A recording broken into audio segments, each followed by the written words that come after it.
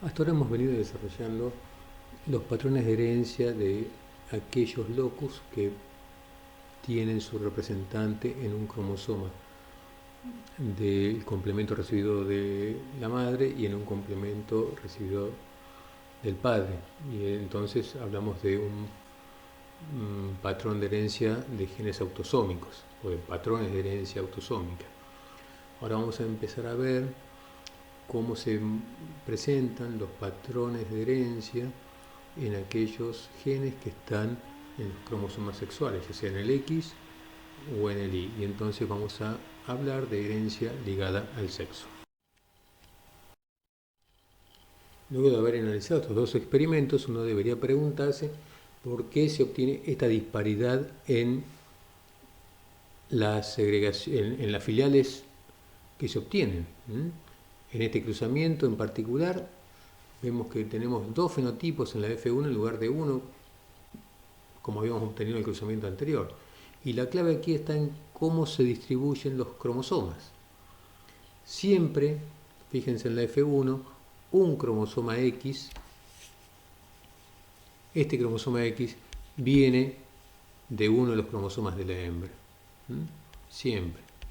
Y este cromosoma X del macho va a las hembras junto con otro cromosoma X de las hembras. Por lo tanto, las hembras quedan constituidos por los cromosomas X presentes en las hembras más los cromosomas X presentes en los machos, mientras que los machos quedan constituidos solamente por los cromosomas X presentes en las hembras de la generación anterior. Lo mismo podemos ver en la F2. El hecho de que se vuelvan a generar machos con ojos blancos y machos con ojos rojos se debe a que esos cromosomas vienen de la hembra heterocigota de la F1 y el hecho de que se formen hembras con ojos rojos heterocigotas y hembras homocigotas recesivas con ojos color blanco se debe a que el macho aporta el cromosoma X con el carácter blanco y la hembra aporta su cromosoma X con el carácter blanco para formar los homocigotas recesivos, mientras que cuando aporta el X con el alelo salvaje se forman las hembras heterocigotas con ojos rojos. Cuando hablamos de herencia recesiva ligada al X, por lo general, si el gen no es muy frecuente en la población, se presentan más varones afectados que mujeres. Y por otra parte, nunca se observa herencia padre-hijo.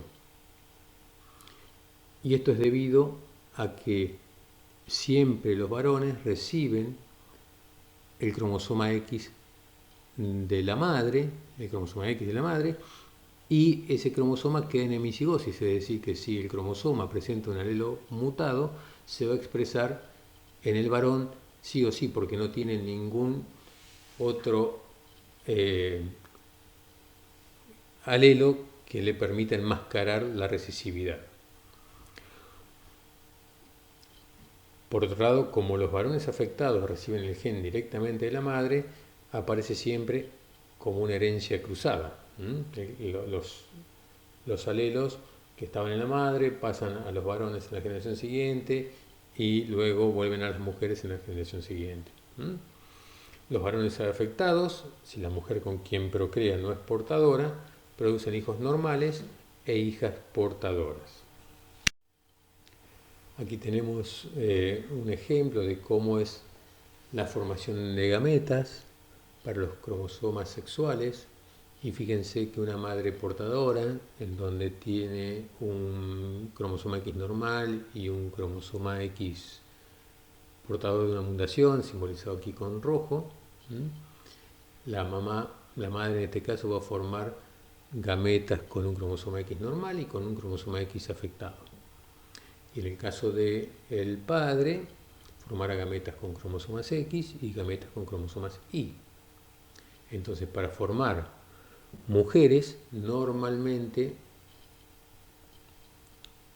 se unen un cromosoma X de la madre y un cromosoma X del padre, mientras que para formar hombres se unen siempre los cromosomas X de la madre con el Y del padre, por lo que de este cruzamiento con una madre portadora y un padre normal se generan una hija normal, un hijo normal, una hija portadora y un hijo afectado, debido a que ese X que está en rojo acompañado de un Y expresa el gen recesivo por su condición de hemicigota.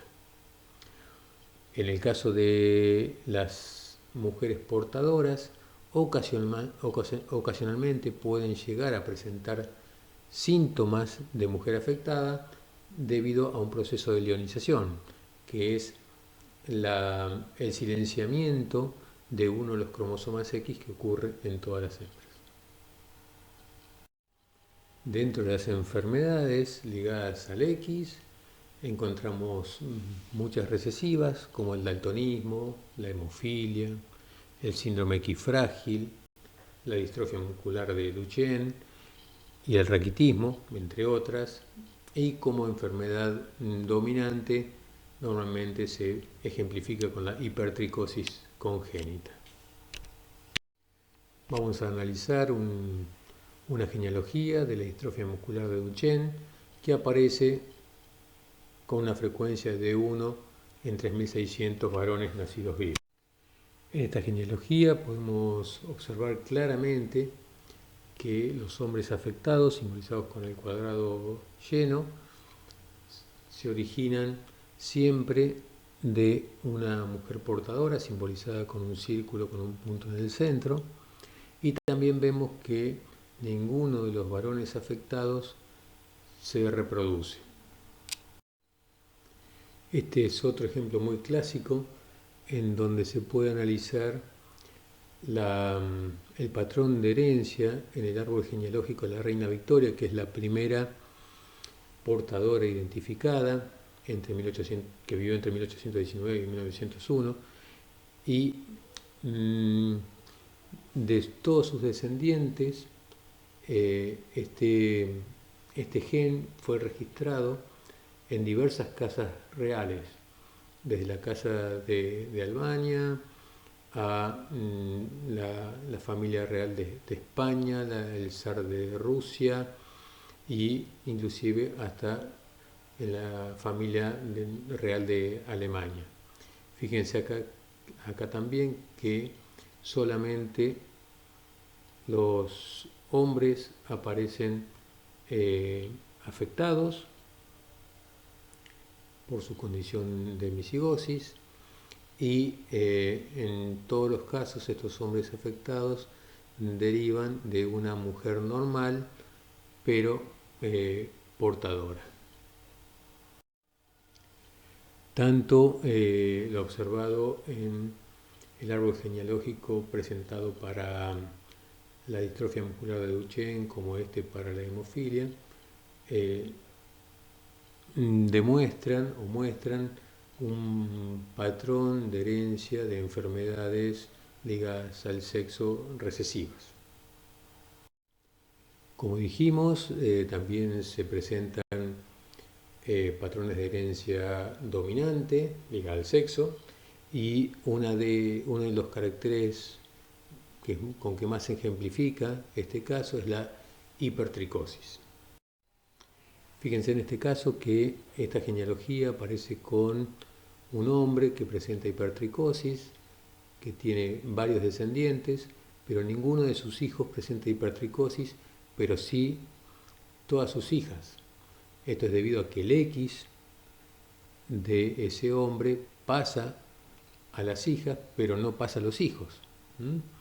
De esas hijas, fíjense que en la descendencia aparecen hijos e hijas con hipertricosis. ¿Por qué? Porque los cromosomas X de las mamás pasan a formar la constitución cromosómica de hijos e hijas. Y siguiendo avanzando con la genealogía, vemos otra vez que en todos los casos en que los hijos han tenido descendencia, en la generación 4 solamente las mujeres son las que presentan hipertricosis y no los varones, demostrando otra vez la herencia cruzada de los cromosomas X y por lo tanto también de los caracteres asociados a estos cromosomas. Dijimos también que había algunos pocos genes en la región diferencial del cromosoma Y, pero sin embargo hay, y entre estos caracteres hay algunos ejemplos como la hipertricosis en la oreja y la ictiosis, que es una enfermedad parecida a la psoriasis, que forma escamas en la piel. Y todas estas enfermedades, que también se dice que están debidas a genes holándricos, se transmiten de varón a varón, es decir, abuelo, padre, hijo. Nunca pasan a las mujeres en los árboles genealógicos. Muy bien, hasta aquí hemos visto los caracteres ligados al sexo, pero ahora vamos a ver otra clase especial que son los caracteres limitados a un sexo, que son los caracteres que se expresan en un solo sexo, aunque los genes que lo determinan están presentes en ambos sexos. Y entre estos tenemos todos los caracteres sexuales secundarios o diferenciales, por ejemplo, la formación de mamas y ovarios en las hembras, la distribución de pelos faciales, la producción de esperma en machos, la coloración del plumaje y el canto en las aves, los cuernos en chivos, en toros y en los organismos que ustedes se quieren imaginar, y en general la expresión de estos genes que determinan estos caracteres limitados a un sexo dependen del contexto hormonal en que presente el organismo.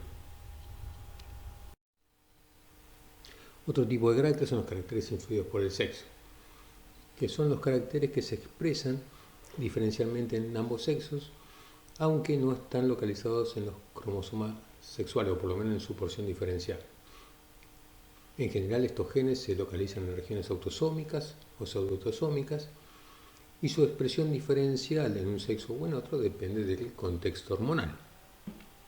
El ejemplo más clásico de este tipo de carácter se da en la calvicie prematura, en humanos, en donde el genotipo homocigota para calvo genera el mismo fenotipo en hombres y en mujeres, y el genotipo para no calvo también genera el mismo fenotipo en hombres y mujeres. Lo que cambia aquí es la expresión en el heterocigota. En el heterocigota, o el heterocigota en los hombres da calvicie, mientras que en las mujeres da un fenotipo no calvo. Por eso es mucho más frecuente encontrar hombres calvos que mujeres calvas.